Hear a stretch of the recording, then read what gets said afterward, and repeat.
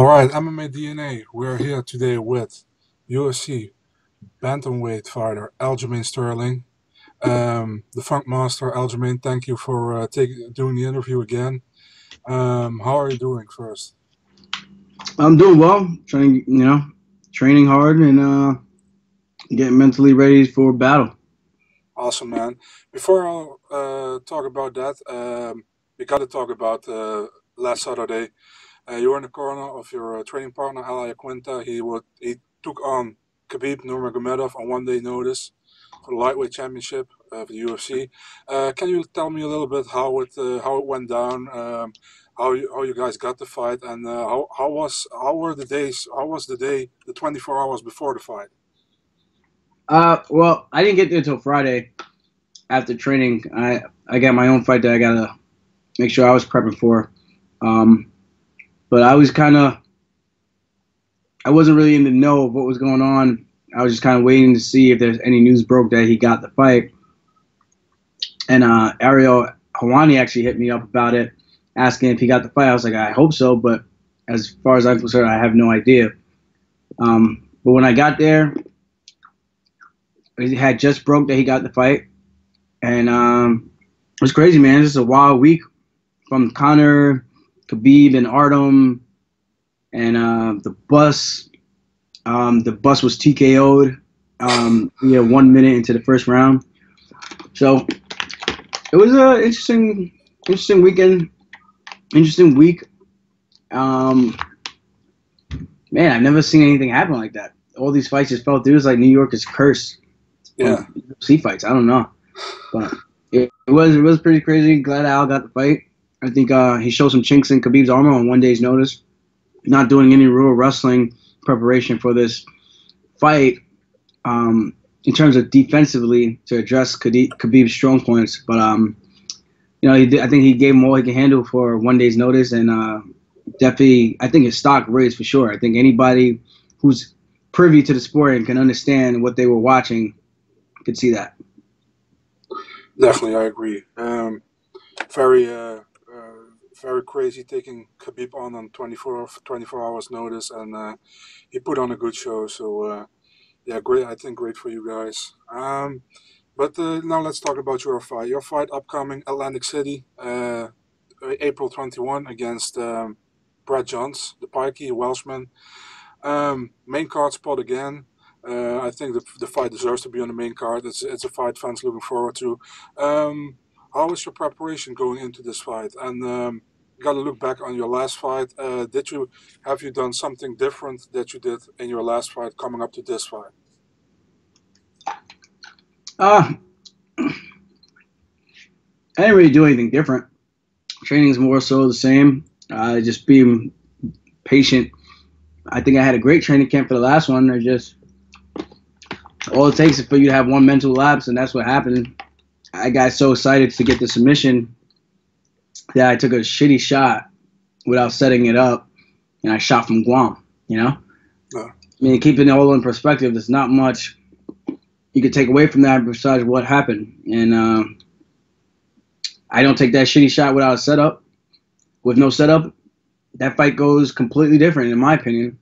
I think it was only a matter of time that I was going to get that guy back down to the ground. And had I set it up, I think I've shown to have some of the best takedowns in this entire division, in my honest opinion. But, people can debate that all they want. But in my opinion, if I get you down, it's going to be a long night. Yeah, so more or less the same. I'm excited to get back out there and show some new little tweaks in my game, and I'm gonna have to slay a dragon. I'm slaying a Welsh dragon on April 21st. okay. What do you know about Brad Johns? He's undefeated, 3-0 in the UFC, coming off that crazy cow slicer victory against Joe Soto. What do you expect from the fight? You say, of course, you're going to win, but how do you see it going down? Honestly, I don't know. I'm prepared for him to try to keep the fight standing as he supposedly wants, as per his interviews. I'm prepared to wrestle in case I start landing some heavy strikes and he decides to want to change it up and want to shoot on me and wrestle. So wherever the fight goes, I'm prepared. I mean, it's a couple of ways this fight could play out. He could get me down, lay on me. He could take me down, get submitted. I could take him down, ground and pound, submit him. I can outstrike him on the feet. I think I'm the faster fighter. I think I got more tools in the toolbox. I think he's very technical in terms of his boxing, his kickboxing. Very straightforward, nothing really out of the ordinary in terms of like taekwondo kicks or anything like that. Nothing flashy. So I think I got more surprises for him to worry about. But of course, I got to always make sure I'm keen to everything. You know, he could obviously make some improvements, make some changes, or add a few tricks to the game just to try to see if he can catch me. So we'll see. Like I said, there's a couple of different ways this fight could play out. Just depends on what Brett Johnson decides to show up, and I got to make sure the Funk Master is there, ready and mentally prepared for every situation, and I think good things will happen. Awesome. Are we gonna see a dance off between the two of you? I'm not sure if the guy can really dance, but I mean, I'm 100% down for that too if he wants to take it there. Great. First time for you back in AC since 2014 when you beat Hugo Viana, if I'm right, at UFC Fight 45. Yep. Are you excited to be back in AC because you did many fights from you there? Man, honestly, I'm excited to fight, man. It is cool that I'm going to be closer to home to have a lot of people come out to come support. But outside of that, man, I'm really just excited to fight. I can't wait to get back out there and right the ship. You know, win, lose, or draw, man.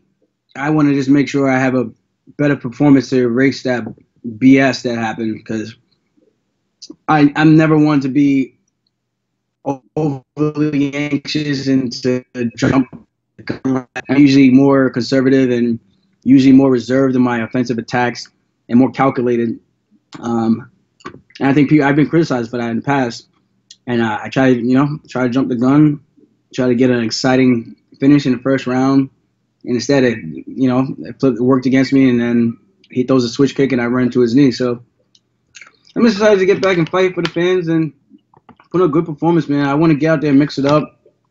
You know, I'm looking forward to freaking cracking my fist on some, skull, so, or some ribs. I just want to fight. At the end of the day, I'm just looking for a fist fight, and I know Brett Johnson is going to be the man to bring it to me. So I know he's hungry, he's young, he wants it, and he wants to be the next. Well, he is the ambassador right now for Wales, and I know he wants to be the next big guy. So I gotta shut down the hype train and remind everybody that it's still my time. Great. Does it extra excite you that you're again with your boy Marab on the card again, just like last time? Some kind of redemption, maybe this time for what last time happened. Oh yeah, for sure. You know, it was, myself, Marab Devashili, and Oka Sasaki, who just started training with us a couple months ago. He's fighting 125. He's fighting one of those Dagestanians. I don't know where he's from in Russia, but he's fighting one of those guys. And we got Ryan LaFleur on the card. So there's a lot of Long Island power, Long Island transplant, Serra-Longo fighters. So I'm excited just to share that experience on the night with everybody. And we've all been putting in a lot of work together. So I think Long Island's gonna be heavy in the building, heavily represented, and it's gonna be a fun night. It's gonna be a fun night. Awesome. Where do you see now with the little setback you had in December? You want to go back on the win train? Let's say that. Where do you see yourself going this year? Do you want to fight many more this time of year, or do you need a little break after this fight? How do you see it? We'll see how my body feels, but I'm looking to stay active. You know, I'm only getting older. I think the older you get, the more prone your body gets to injuries, and you're not able to train as hard as you were when you were young. So I might as well just take advantage of it while I'm still able-bodied and healthy and bang out as much as I can, because I can have fun when I'm done and retired and enjoy the fruits of my labor. So that's pretty much the way I'm looking at this right now. I got a couple more good years left in me. And I really want to make a run, Got knocked down the totem pole once again. Got to rebuild one more time and keep pushing forward. And I think every time I keep getting closer to that light at the end of the tunnel, I keep wandering and taking a detour back into the darkness. So I'm almost there. Just got to stay focused, stay dedicated, and hopefully I get my shot. Awesome. I got a question about your real estate. How is that going, man? I know you're always busy with real estate as well.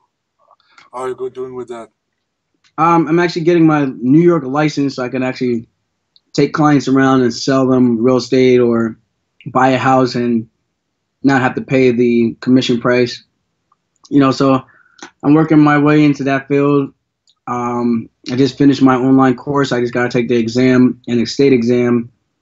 But I'm obviously putting that off until after the fight so I can give Brett Johns my 100% attention and focus because, he's a young, hungry competitor. So at the end of the day, I'm still focused on the task at hand, which is what's in front of me. And it's a dangerous dragon that needs to be slayed. Okay, good, man. I really want to thank you for the interview. Wish you best of luck in April 21st. And if you have any shout-outs left, do your thing, man. Oh, yeah. If you guys want to follow my training all the way up into the fight, UFC Road to Redemption, you can go to my YouTube channel, youtube.com/FunkmasterUFC. You can follow me on Twitter, Funkmaster_UFC, or you can follow me on Instagram, Funkmaster_UFC. And my sponsors, Pure Spectrum and High Performance Nutrition. CBD oil and gotta get the proteins for my gains,